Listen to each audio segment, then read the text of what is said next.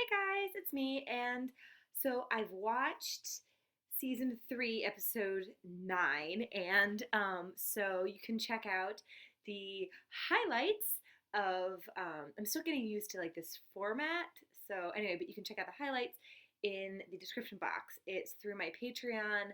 Um, so what I'm doing is I'm making the highlights available early to people who support me on Patreon. But once this comes out, then I'll make it available to everyone. So thank you so much for those of you who support me. That's absolutely awesome. It's great. I really appreciate it. Okay, so on to the episode. All right, so I have so many notes from this episode, and these are notes that I took when I was editing. So like I watched it, I reacted to it. So what you're seeing with the highlight is like first, what is it? Is a my virgin reaction um, to this particular episode. But as I've watched it in terms of like editing it, I catch things or I realize like no, I really didn't talk about that, so I'm going to talk about it now. And so yeah, let's get to it. Okay, so the very beginning when they're talking about how Aaron can't control his powers, like here. So I feel like he needs to like figure out how that works. I mean, is it just because like could he not control the king Reese Rice, however you pronounce his name, because he was an abnormal, or is it because just Aaron hasn't figured out how to use that power yet? I mean, it took him a while to figure out, okay, this is how I can turn into a Titan. So I would assume there'd be a learning curve in figuring out how to use such a powerful asset.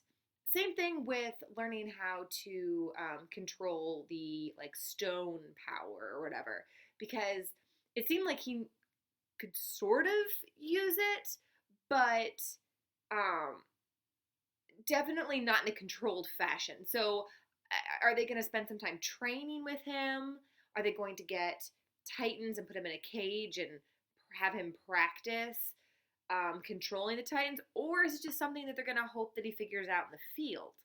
So, anyway, I just thought that it's kind of funny where he's like, yeah, yeah, trying to get it done, and obviously he's epically failing. And it's like, I think he just needs to practice.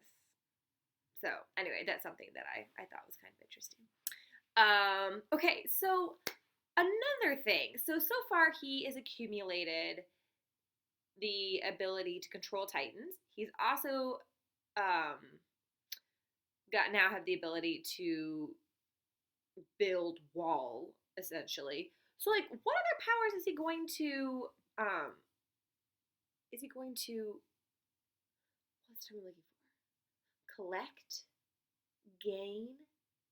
It's 9:49 and I went to bed super late last night because I was editing. So anyway, so I'm kind of not my best. And I gotta get up early tomorrow for a meeting. But anyway, so I really want to know like, yeah, how many of these is he gonna collect, and where did that power come from?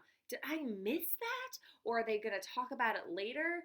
And if it hasn't been told yet, I gotta wonder if they didn't get it from Annie, because Annie seemed to have the ability to like turn into like that crystal, like cocoon, can kind of encase herself in that. So did they do something to her where they were able to get that power from her, like maybe extract some of her cerebral spinal fluid or whatnot, and then have him ingest it? So questions about power.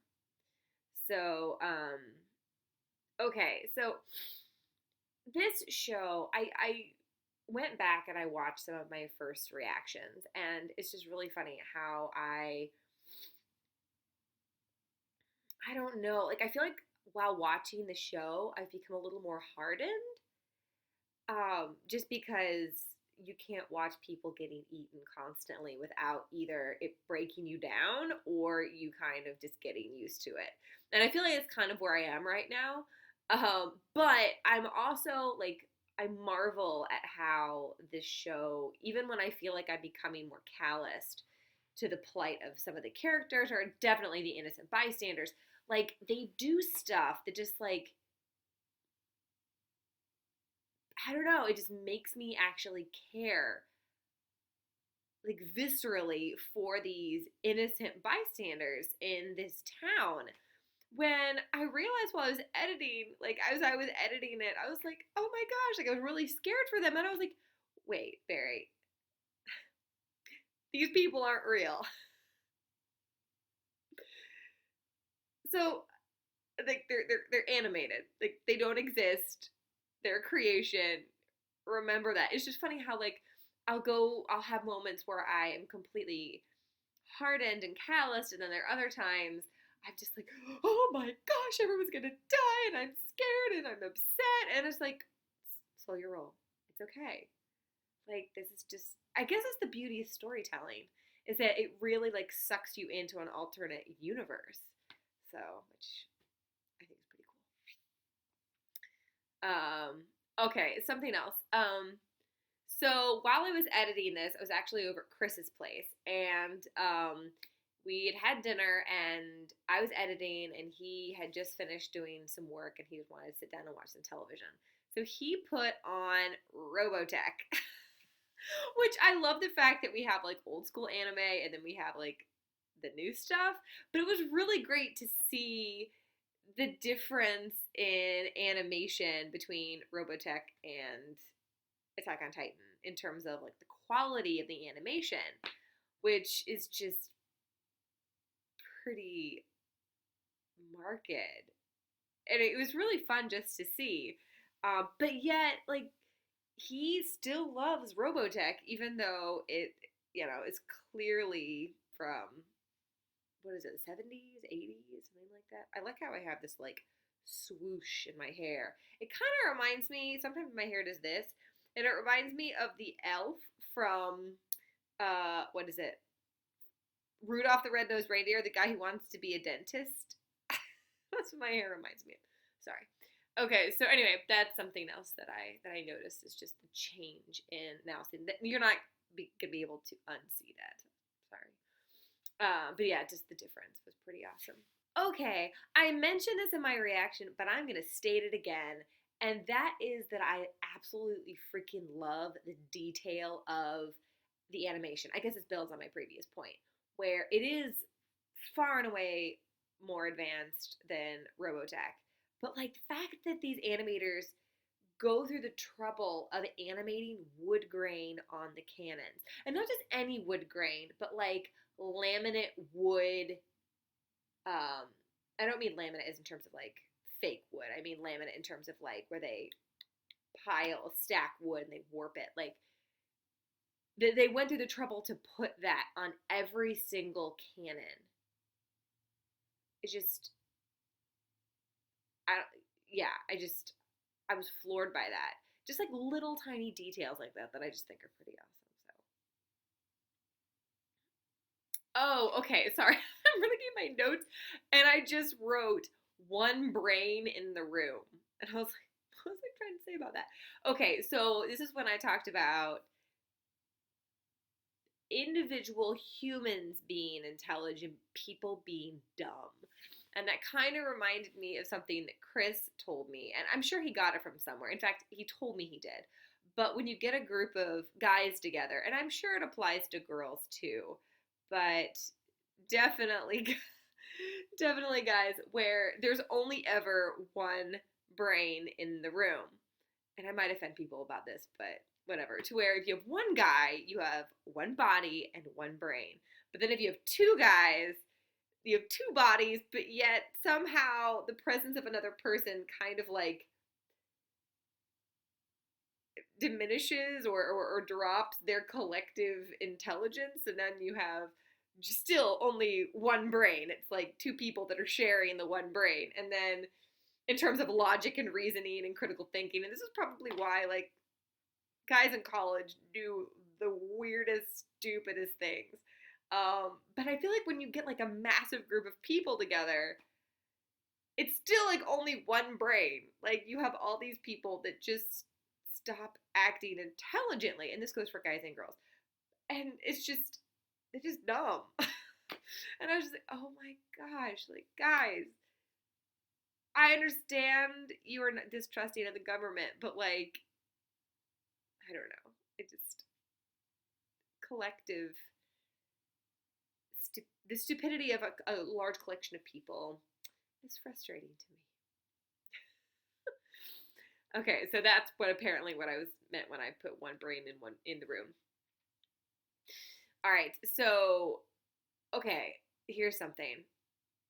I love that after Hanji took such an intense battering, she is like up and moving around. Like she is planning stuff, she's coordinating. I mean, she's got her arm in a sling, but like she's doing pretty great. And it's just like I don't know. I just love her. I do. But I have to ask, how much time transpired between the king's transformation and like the showdown at the wall? Because it doesn't seem like it's that long of a time. Like how slow was he moving? Were we talking like a matter of hours, days? I feel like there might be a little Game of Thrones issue going on where like people move long distances remarkably quickly. How far away was the chapel where all that happened? I don't know. Anyway, but that is a question I have. So if you'd like to answer it, please do. Okay, Historia is quickly becoming one of my favorite characters. She still doesn't have the grit of Amir or Annie. Um, I mean, maybe it's because she's just like the petite blonde and whatever. But she's definitely, her position in my mind has elevated. Where she just seems like she's pretty ballsy. Where she doesn't. I mean, she takes orders, but she shows deference to authority, but she also is like developing into her own woman, and she knows what she wants to do, and she's making those really difficult choices. Like she stood up to her father, and then she stood up to Erwin, where she's just like, no, this is what I want. And I kind of wanted her to be like, dude, I'm queen and I'm gonna do this. She didn't, and I kind of respect her for not doing that, but there's a part of me that wishes she had. But I think one of the things I like about her is that she's really coming into her own as like a truly empowered woman that has some personal but it doesn't seem to like rob her of joy. And maybe that'll happen later. But I just feel like she has that. She's like developed her own moral compass and she's following it. As opposed to, I feel like a lot of times in, at least in American entertainment, and I know this is Japanese, but in American entertainment, the mark of an empowered woman is that she sleeps around. Or she's like, I don't need a man. I'm going to go do whatever. And it's just like, I don't know. I feel like that's not really empowerment. I don't know what that is, but I feel like empowerment is making decisions even if they aren't like the typical decision. And anyway, that probably was not very articulate, but I like the fact that the show crafts women who are strong and yet not sleeping around. That's kind of lovely, and I appreciate it. By the way, those of you who are not Americans, not all women sleep around in movies, or not in movies, sleep around in real life. I've actually had a couple subscribers ask me about like why do American women like sleep around, or like why are we like kind of loose or whatever. And the to answer that question is we most don't. I guess the reason why, like, a lot of times American entertainment feeds this idea that an empowered, strong woman like claims her independence by like having complete control over sexuality, and by complete control, like just kind of sleeping around. And that's not the case. Um, it's not the case for me, and it's not the case for most of my female friends, where we probably are more like Historia in the way we claim our independence and our power, where it's we've made our decisions and we're going to stick to them, and we're going to stand up to people who maybe are going to belittle us, but we're not just going to sleep around. So I'm clearing the air on that one. Anyway, like Historia. Okay, when the cannons hit the Titan, the king, and he gets those holes. Okay, I didn't think that I had, is it called trypophobia? Where it's like fear of holes. And I had it wrong in the highlights, but yeah, I had to look it up. I was like, I know it begins with the TRY. Where it's this fear of like gaping holes. And I'm gonna hear some images of that.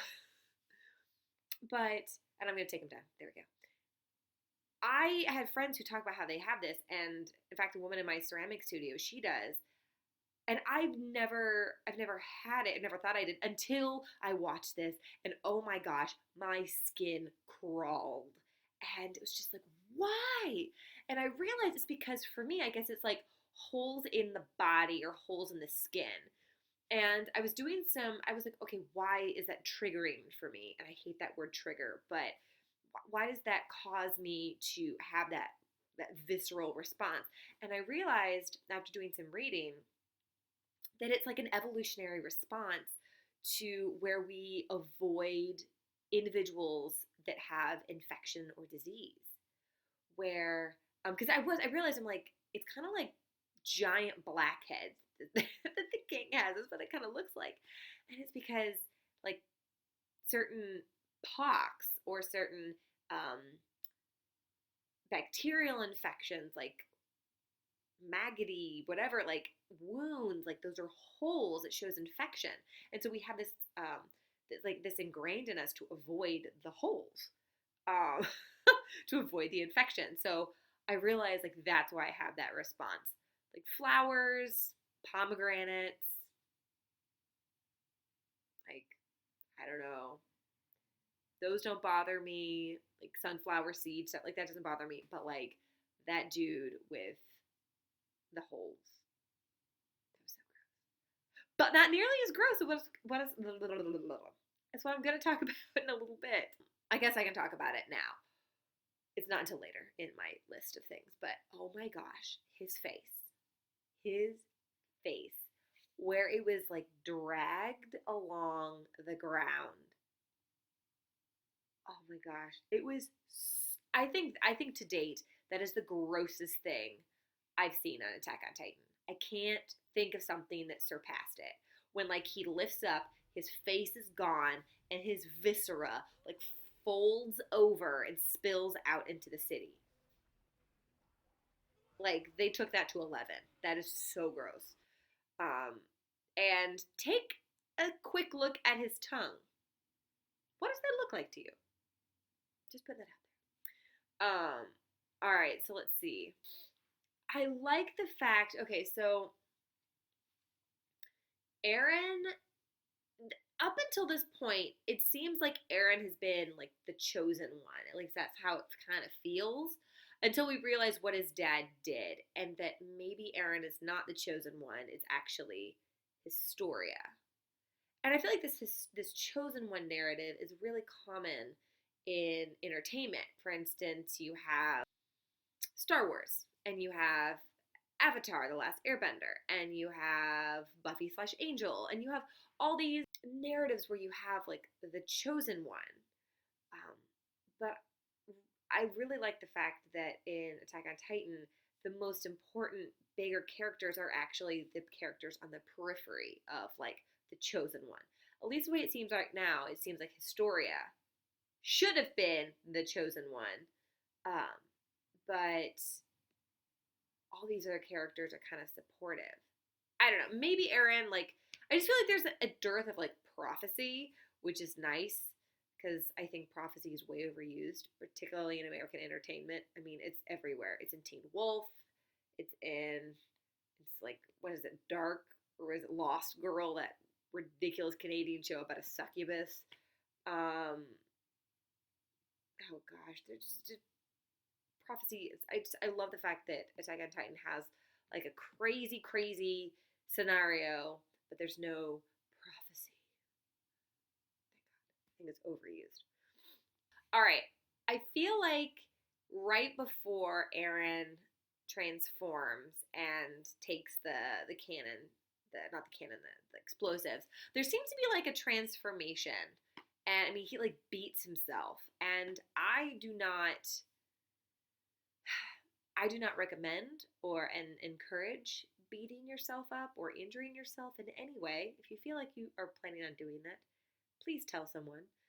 But I do like the transition that Eren went through after that, where like he sort of like beat the angst out of himself, and he now kind of has like a little spring in his step a bit, or I don't know. It's almost like some weight has been lifted off of him, which is really nice because Levi's super broody, Mir's super broody, Annie was super broody, Mikasa super broody, Erwin seems to be a little bit so, and I just feel like there needs to be just one kind of sassy character, kind of like Starbuck in the early, not the original Battlestar Galactica, but like in the early seasons of Battlestar Galactica from like 2004, where definitely has some wounds, but like definitely has some like kick buttness to her attitude. So I kind of want Eren. I just loved when Eren like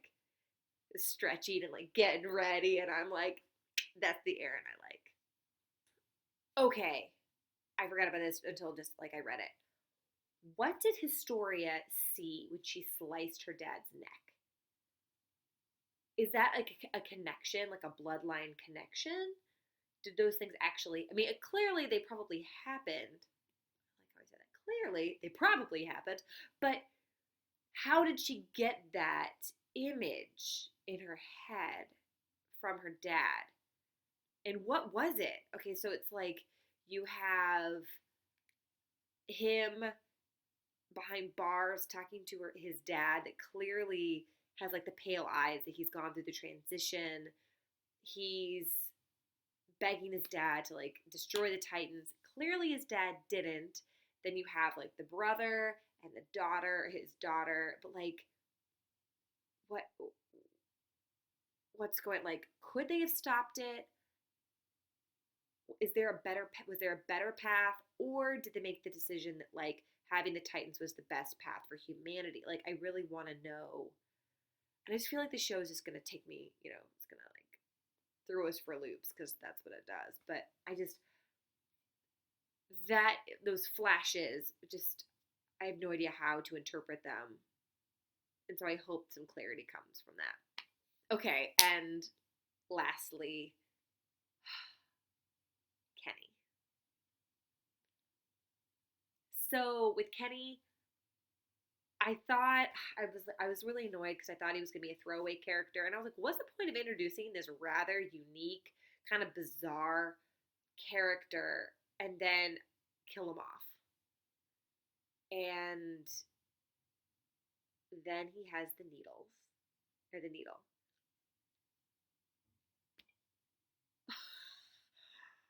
Like all of a sudden it got real quick, like real quick. Like it's just, and like it made me like feel bad for him when you see like all the people that had died, and there's so many questions about all those flashbacks, like